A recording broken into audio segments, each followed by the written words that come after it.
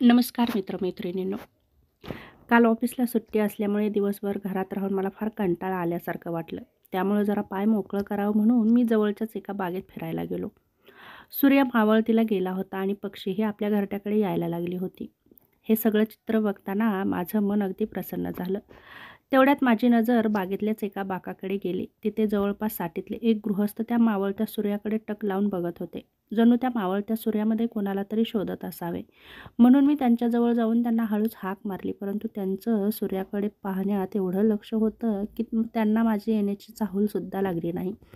म्हणून मी सुद्धा त्या सूर्याकडे बघत त्यांना म्हणालो, "एवढं काय शोधताय त्या मावळत्या सूर्याकडे की मी तुम्हाला हाक मारतोय, तरी तुमचं आमच्याकडे लक्ष नाही?" तेवढ्यात ते माझ्याकडे बघत म्हणाले, "या मावळत्या सूर्याकडे बघितलं की मला माझी बायको आठवते बाळा. म्हणून मी रोज संध्याकाळी या मावळत्या सूर्याकडे बघत राहतो. माफ करा काका, मला माहीत नव्हतं." असं म्हणत मी परत त्यांना म्हणालो, "तुमची मुले काय करतात?" यावर ते हसतच म्हणाले, "त्यासाठी लग्न करावं लागतं बाळा." मी आश्चर्यचकित होऊन त्यांना विचारलं, "अहो मग काका तुमची बायको?" "अरे बाळा, ते माझं पहिलं आणि शेवटचं प्रेम होतं, म्हणून तिलाच बायको मानून आजही लग्न केलं नाही." ते म्हणाले, "एवढं प्रेम होतं तर मग लग्न का केलं नाही तुम्ही?" या प्रश्नावर ते गप्प राहिले. मी परत त्यांना विचारलं, त्यावर ते सांगू लागले, "मी आणि माझी प्रियशी निशा एकमेकांवर खूप प्रेम करायचो आणि लग्नसुद्धा करायचा विचार केला होता. परंतु मला किंवा तिलाही पळून जाऊन लग्न करायचं नव्हतं, तर दोन्ही परिवाराच्या संमतीने लग्न करायचं होतं. म्हणून मी तिच्या आई-वडिलांकडे तिचा हात मागायला गेलो, परंतु तिच्या आई-वडिलांनी मला स्पष्ट शब्दात नकार दिला. कारण मी सरकारी नोकरीवर होतो, परंतु माझी आणि तिची कास्ट वेगळी पडली आणि आम्हाला इथंच वेगळं व्हावं लागलं. मी हा धक्का सहन करू शकलो, परंतु निशा हा धक्का सहन करू शकली नाही आणि तिने अशाच एका संध्याकाळी घरीच गळफास घेऊन आत्महत्या केली आणि मावळतीच्या सूर्यासोबत गेली ती कायमचीच. दुसऱ्या सकाळी सूर्य तर परत आला, मात्र मी वाट बघत होतो ती परत आली नाही.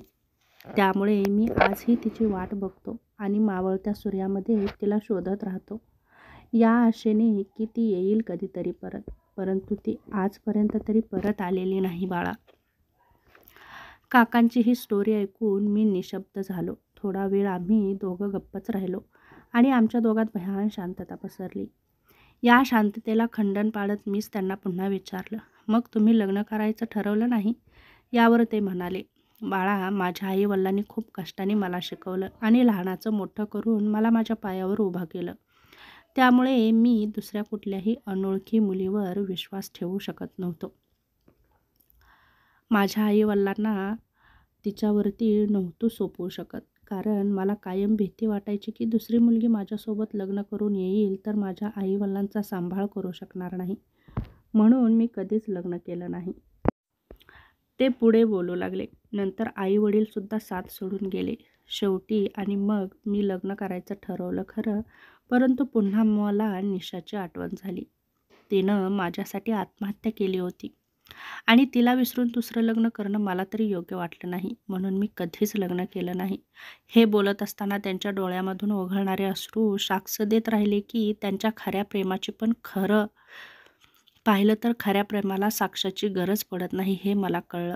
"खरं तर तुमच्या प्रेमाला माझा सलाम आहे काका, परंतु हल्ली असं प्रेम बघायला मिळत नाही आणि अशी स्टोरी कुणाला सांगितली तर कोणाचा यावर विश्वासही बसणार नाही."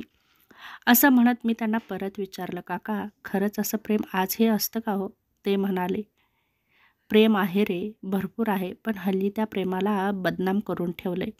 केवळ काही क्षणाच्या शारीरिक सुखासाठी म्हणूनच हल्ली प्रेमाला लफडी असं नाव दिलं गेलं आहे." बोलता बोलता वेळ कसा निघून गेला हे कळलंच नाही आणि संध्याकाळची आत्ता रात्र व्हायला लागली होती.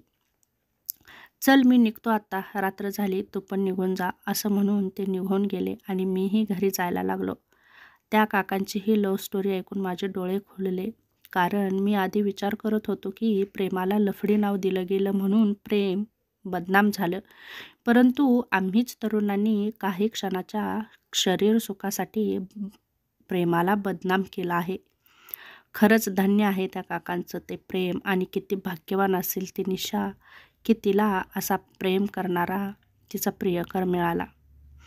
तेव्हा ही छोटीशी लव्ह स्टोरी तुम्हाला कशी वाटली नक्की सांगा. पुन्हा भेटू अशाच एका छोट्याशा व्हिडिओसोबत. तोपर्यंत धन्यवाद.